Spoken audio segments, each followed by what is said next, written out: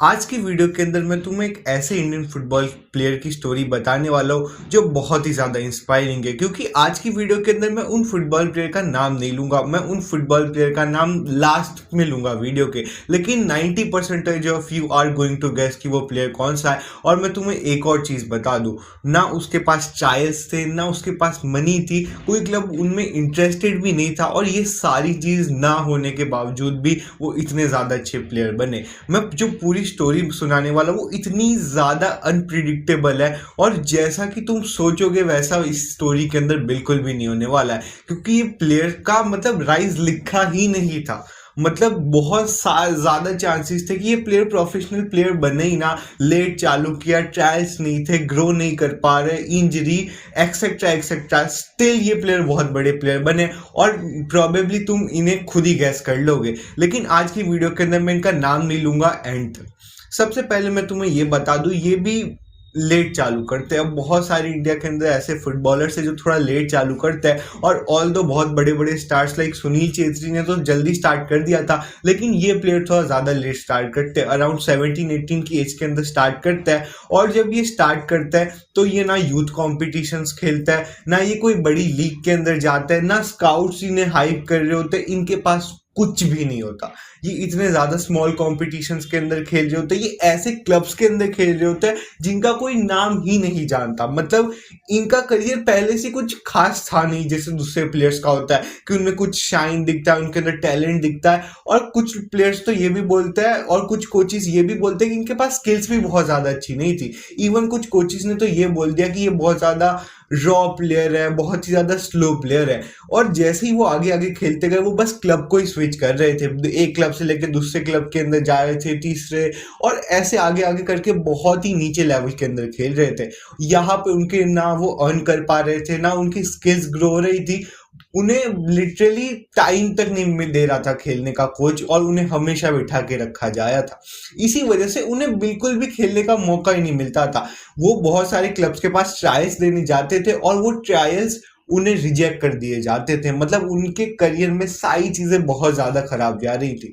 और ये जो पूरी चीज हुई थी, इसके अंदर इंडियन फुटबॉल का तो ऑफकोर्स इंडियन फुटबॉल में तो उन्हें चांस कैसे ही मिलेगा, और उस टाइम के अंदर तो आईएसएल भी नहीं था। सारी चीजें बहुत ज्यादा खराब जा रही थी। लेकिन उसके बाद एक टर्न आता है। इंडिया सोचता है कि इंडिया के अंदर जो फुटबॉल ट्रेंड है वो फिर से स्टार्ट हो रहा है, और आईएसएल आता है। अब आईएसएल आने के साथ हमें सबको पता है कि बहुत बड़े बड़े स्टार्स भी आते हैं इंडिया के अंदर, और नए नए क्लब्स और नई नई चीजें चालू होती है इंडिया के अंदर। अब ये जो प्लेयर होता है वो इतना ज्यादा फेमस तो होता नहीं, और ये एक बहुत ही ज्यादा एक रुकी प्लेयर तुम कह सकते हो, जहाँ पे दूसरे प्लेयर्स के लिए बाय कर रहे थे, दूसरे प्लेयर्स की बड़ी बड़ी साइनिंग हो रही थी आईएसएल के अंदर। इस प्लेयर को केरला ब्लास्टर लेती है, और केरला ब्लास्टर ऐसे लेती है कि उन्हें जस्ट एक प्लेयर चाहिए था। उन्हें चाहिए था कि बस उनके बेंच पे कोई हो जो बैठे, उन्हें स्क्वाड के मेंबर्स कंप्लीट करने थे, इसलिए इस प्लेयर को लिया गया था। बाकी इस प्लेयर का कोई था ही नहीं। मतलब इस प्लेयर के chances of really become professional footballer वो इतने ज्यादा कम थे कि तुम प्रोबेबली बिलीव भी नहीं कर पाओगे कि बाद में जाके ये प्लेयर कौन निकला। तो इसकी वजह से वो ऐसा ही समझता है। अब उन्हें एक बार चांस मिलता है, बहुत ज्यादा कोच इंप्रेस होता है, उन्हें और चांसेस मिलता है, कोच और ज्यादा इंप्रेस होता है, और उन्हें भी लगता है संजय जीगन को नहीं और मैं वहां से ही बोल रहा हूँ। और उन्हें भी ये लगता है कि उन्हें ज्यादा अपॉर्चुनिटीज मिलेगी, और क्लब्स के पास उन्हें ज्यादा ट्रायल्स मिलेंगे। लेकिन उन्हें ट्रायल्स फिर से नहीं मिलते, अच्छी परफॉर्मेंस के बाद भी उन्हें ट्रायल्स नहीं मिलते, और ये जो पूरी प्रॉब्लम थी वो फिर से कंटिन्यू होती है। लेकिन फाइनली उनका जो ये पहला सीजन होता है आईएसएल का, उसके अंदर वो शाइन करता है। और ये जो उनका जर्नी थी वो शाइन की, और जो उनकी ग्लोरी की जर्नी थी वो बहुत ज्यादा स्लो थी और ग्रेजुअल थी। जहाँ पे तुम देखोगे कि कुछ प्लेयर्स होते हैं जो एकदम से बहुत ज्यादा हाइप क्रिएट होती है जिनके अराउंड, लेकिन इन प्लेयर के साथ ऐसा नहीं था। धीरे धीरे धीरे करके लोग इनको रिकॉग्नाइज करना चालू हुए, धीरे धीरे धीरे करके ये पॉपुलर हुए, और सीजन 1 के अंदर ये emerging player of the season का इन्होंने अवार्ड जीता, और थोड़ी इन्हें रिकॉग्निशन मिली। उसके बाद इन्होंने पहली बार इंडियन फुटबॉल टीम के अंदर चांस मिला, और अब फाइनली लगा कि इनके करियर के अंदर कुछ ज्यादा अच्छी चीजें हो रही है। अब ये फाइनली फुटबॉल को एज अ करियर अच्छे से परस्यू कर सकते हैं। लेकिन फिर प्रॉब्लम हो गई।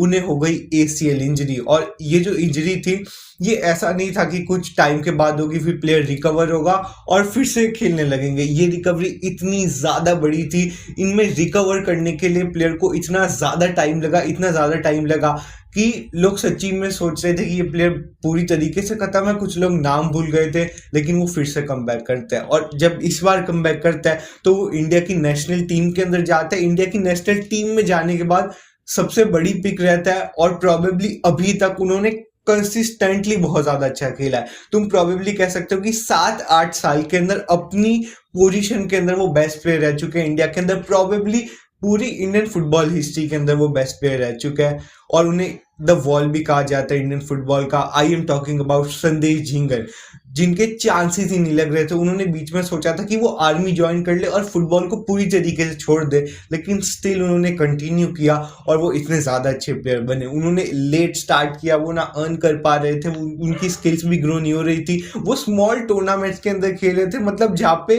कुछ भी नहीं था, और उन्होंने ऐसे क्लब्स के अंदर खेला जिसका तुम नाम भी नहीं जानते होगे, लेकिन स्टिल वो इतने ज़्यादा ग्रेट लेवल पे पहुंचे। और उनका जो राइज था वो भी बहुत ही ज़्यादा स्लो था।